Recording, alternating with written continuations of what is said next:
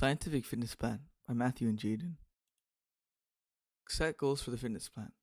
The primary goals we wanted to achieve were to increase muscle mass and increase both of our overall strengths while minimizing the amount of fat we put on. In this presentation, we will establish how we found out how to scientifically reach our goals. So how is metabolism relevant? How does metabolism play a role when it comes to formulating a fitness plan for muscle building? Well, the answer to that is pretty much everything. Every part of a workout routine revolves around how our metabolism works and creating conditions that are favorable for muscle growth. And this is because metabolism pretty much determines what our body produces. If a person's in a caloric deficit, the body will pretty much start eating itself since it prioritizes having enough energy to live rather than having large muscles. Proteins stored in muscle cells are broken down into their amino acids and enter cellular respiration as either pyruvate, acetyl-CoA, or as various intermediates in the Krebs cycle. Triglycerides stored in fat cells undergo lipolysis, releasing their fatty acids, which are then combined with coenzyme A to form fatty acyl-CoA, which are then finally turned into acetyl-CoA via beta oxidation, entering the Krebs cycle. Therefore, when it comes to building muscle, it will be important to be in a calorie surplus, since if you're not eating enough food, the body will not prioritize muscle growth and will even start breaking down any pre-existing muscle. On the other hand, if the body already has enough energy, it will start to consider muscle growth, hence the needed caloric surplus. However, it's important that the caloric surplus is not too high, because if the body has enough energy to direct proteins towards muscle growth, it will also start storing fatty acids as triglycerol in fat cells, increasing our body fat. If the caloric surplus is way too high, the amount of proteins turned into muscle sort of plateaus, whilst the amount of fatty acids turned into triglycerides continues to increase. So it's important to consider a proper caloric surplus, which Jaden is going to get into a bit later on. And lastly, a little bit more obvious is that you actually need sufficient energy to complete a workout, because if that's what it's limiting you during a workout, you're not going to be working out hard enough to actually cause the micro tears needed to trigger muscle growth. Since the primary source of energy is carbohydrates, we will need to ensure that the diet incorporates enough carbs. However, this isn't really too much of an issue, since if you're in a caloric surplus, you generally means that you're already getting enough carbs. So what is a good workout routine? When it comes to creating a workout routine, there are a couple of factors that need to be taken into consideration. First, we need to figure out what type of workout is best for muscle growth, i.e. strength, hypertrophy, or endurance training. Since our goal is to build muscle, the clear choice of training is going to be hypertrophy training, which is the type with the purpose of increasing muscle mass. So now the question becomes, what does a hypertrophy focused workout look like? So first off, how often do we need to work out? According to a study done by Brad J. Schoenfield et al., the optimal amount is to work out each major muscle group at least 2 times every week.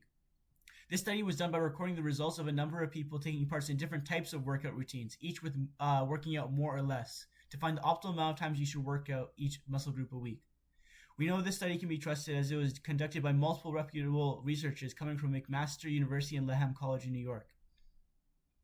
According to another study performed by Christobach et al., which compiles various other studies and research taken between 1996 and 2019 to find out efficiency of various resistance strength training techniques, and more importantly, an efficient set and rep range per muscle.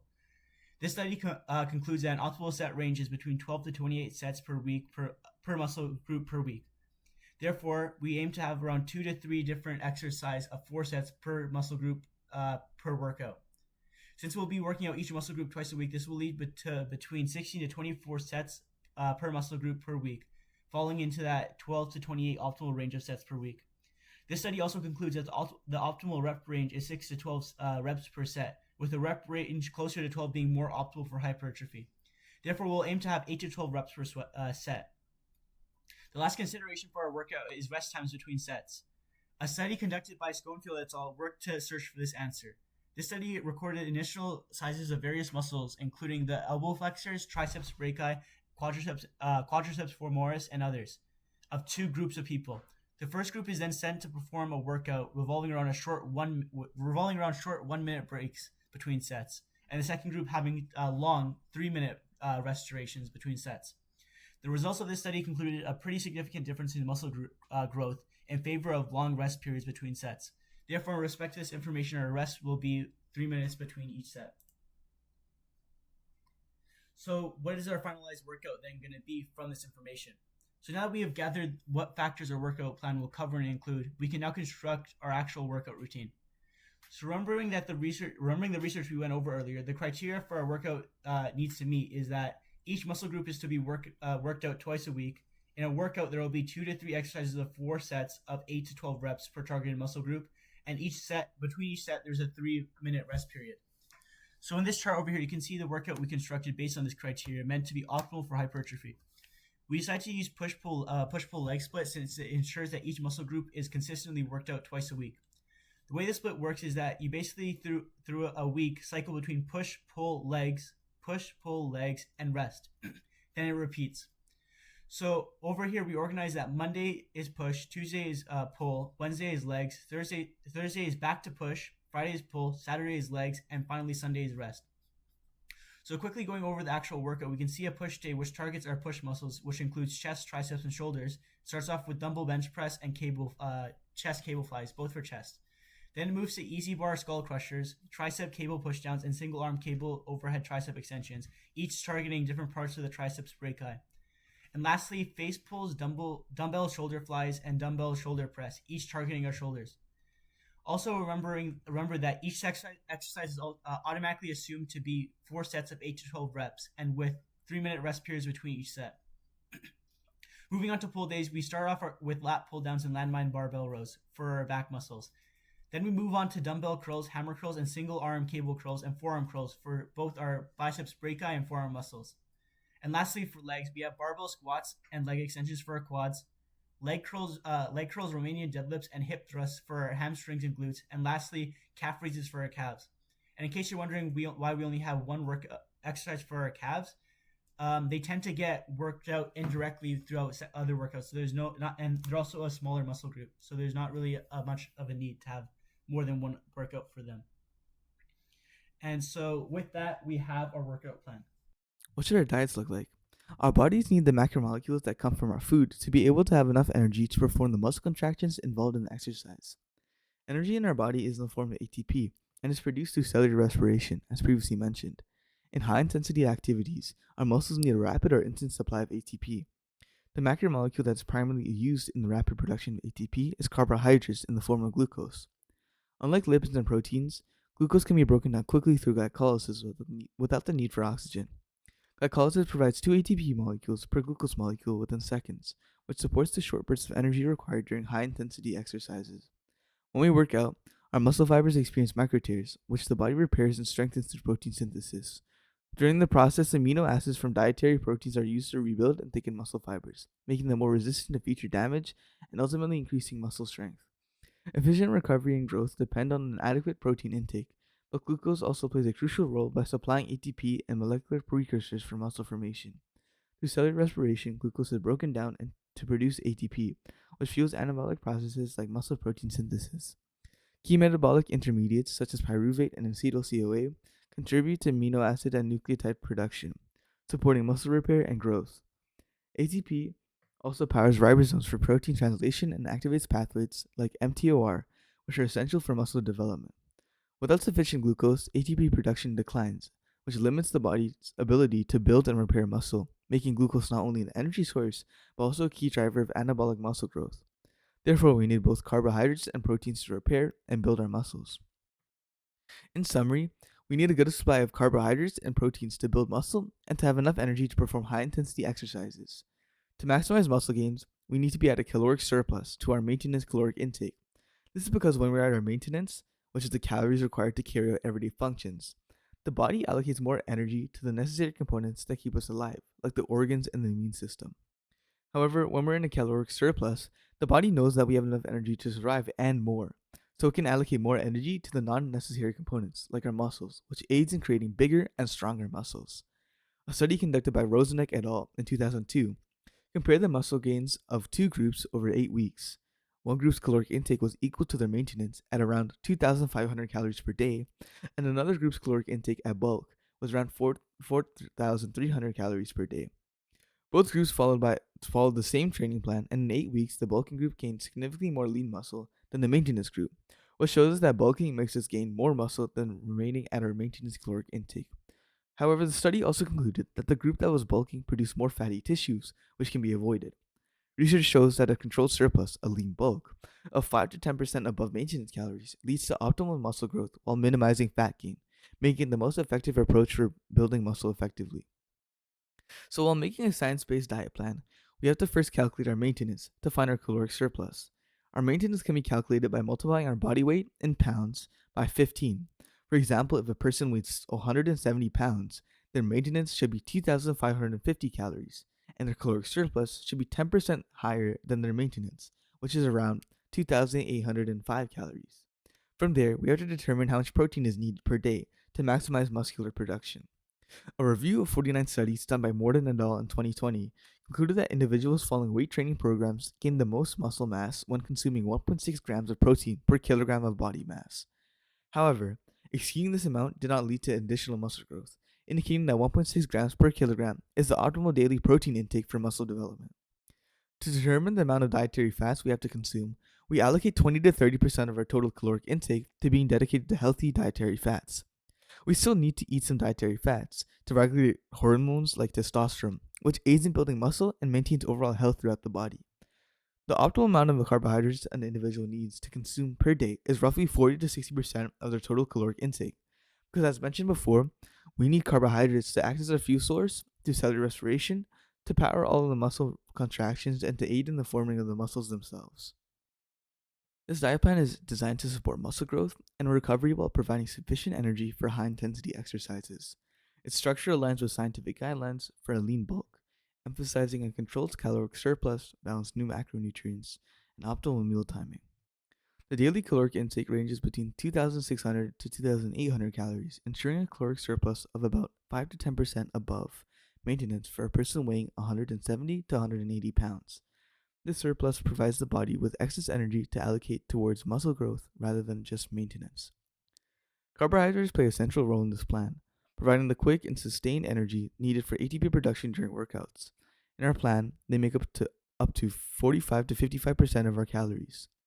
Key sources in our plan: oatmeal, brown rice, basmati rice, sweet potatoes, bananas and apples, granola, and honey. The function of this is that carbs are rapidly broken down through glycolysis to produce ATP, supporting muscle contractions and fueling anabolic processes like protein synthesis. Post workout carbs replenish glycogen stores and accelerate recovery. Protein intake is prioritized through lean animal and plant based sources, ensuring sufficient amino acids for muscle repair and hypertrophy. In our plan, the amount of protein per day was calculated by multiplying the body weight in kilograms by 1.6 because research shows that the optimal amount of protein to consume is 1.6 grams of protein per kilogram of body mass.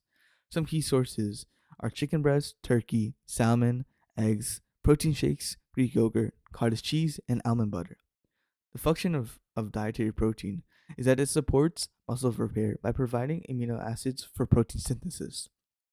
The intake likely meets or exceeds the optimal 1.6 grams per kilogram of body weight, as per research by Morden et al. In 2020.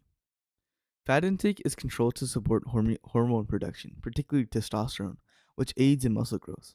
In our plan, they make up to 20 to 30% of our calories.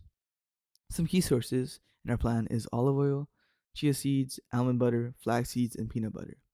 The function of these fats is that these fats provide long-term energy and support hormone regulation, minimizing fat gain when consumed within the recommended range. Meals are evenly distributed to maintain a steady supply of nutrients throughout the day. Pre-workout energy: carbs in the morning, oatmeal, and fruit provide quick energy before the workout. Post-workout recovery: protein shakes and lean meats replenish glycogen and stimulate muscle repair. Evening protein intake: cottage cheese before bed ensures sustained amino acid release overnight.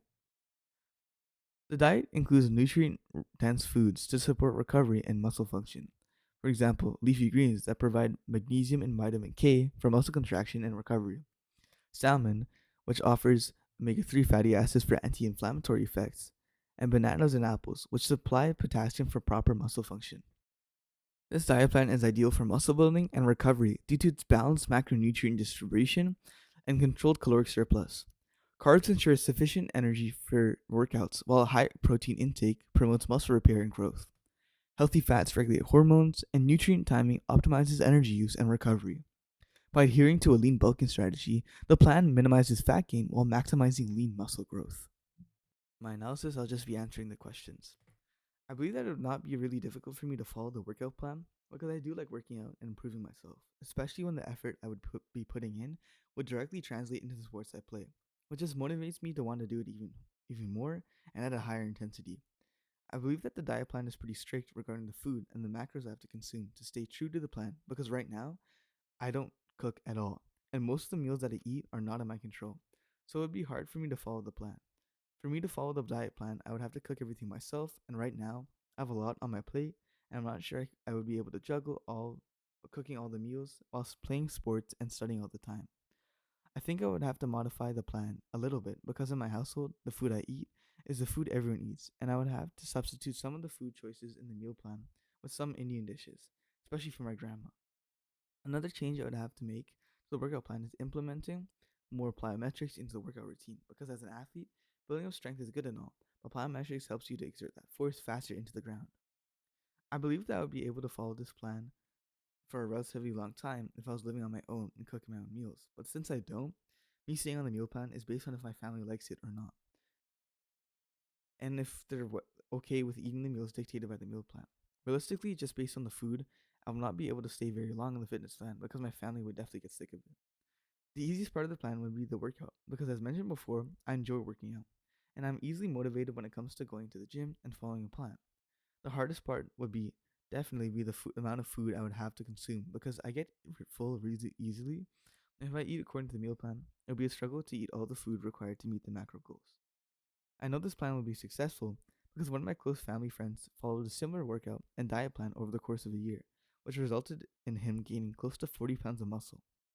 Another reason is that most of our exercises and meals come directly from bodybuilders, athletes, and sports doctors who are esteemed in their respective fields, meaning they know what they're talking about when they recommend the exercises and diet plans. Modifications I would make to the plan to make it more effective include adding variation to how the exercises are done. For example, doing supersets for exercises, which is performing two exercises back to back without rest, doing drop sets, which is training to failure, then reducing the weight and keep performing the exercises, or doing tempo training, which is lowering the eccentric phase to increase the time that the muscle is under tension. Okay, so this is my plan analysis. So I'm just going to go through and answer each of the questions one by one. So first, would it be difficult for you to follow? It would take a lot of time, but I do believe I would be able to do it. And although it may be a challenge, it's not necessarily difficult for me because I do actually enjoy working out. So it's not really eating into my downtime or exhausting me because it in reality actually serves as my downtime. Do you think you would have to modify it? The answer to this is sort of yes, and I already sort of have because I'm sort of currently following my own workout, which is sort of really similarly structured to this. It's just that it's sort of more formulated to fit in with my spare schedule at school. How long do you think you could follow this workout plan and why? If money wasn't an issue, I'm confident I would be able to follow this plan indefinitely, as I've already followed a similar plan from the start of grade 10 to the end of grade 11, and the only thing that really stopped me was money, as my parents were actually getting mad at me for eating so much, and gym memberships are expensive. But if money wasn't an issue, I'd be more than happy to follow this workout plan. What would be the easiest and most difficult part of following this plan and why? So the easiest part for this would probably be the workouts themselves since I enjoy them. And the hardest part would definitely be following the diet because I really preparing that much of food and having to eat that much is honestly exhausting sometimes. Do you think this plan would be successful? Why or why not? So I'm very confident this plan would be successful because I actually followed a really, really similar plan, like I said earlier, and ended up gaining 30 pounds in the course of like grade 9 to grade 11. And I'm actually still following a less intense but similarly structured workout routine without the diet. And I'm still seeing progress in size and strength. So I know if I were to follow this much more strict and intense plan, there's no doubt that I would be successful. What modifications could be made to make it more effective? One area I would look into are different types of sets, such as drop sets, compound sets, and supersets, to see how effective they are in hypertrophy training, and based on their effectiveness, add them or not. Okay, so for our source analysis, so our first source we know is trustable because it was conducted by numerous people from numerous different reputable institutions. And so this source tests a variety of different rest times between sets in a workout and records starting muscle sizes and ending muscle sizes to determine an optimal rest time. I believe this source to be unbiased due to it being purely information gathered on a study rather than drawn out conclusions from it. The second source was performed by an author who is a board-certified nutritionist, registered dietitian, and nutrition director at Trifecta, showing that the information is coming from an expert. And in this source, it compares the effectiveness of dirty bulking and clean bulking, and concludes that clean bulking is much more sustainable and efficient. I believe this article to be relatively unbiased, since the conclusion drawn is very strongly supported by the research done. The last study was conducted by members of the California State University, a reputable foundation. It has also been referenced numerous times in other studies, reinforcing its reputability. It tests two different diets, a maintenance and a bulking diet, and supports that a caloric surplus is essential for optimal muscle growth. I believe this study is unbiased due to it being, once again, pure information rather than drawn out conclusions from it, which is where bias would come in.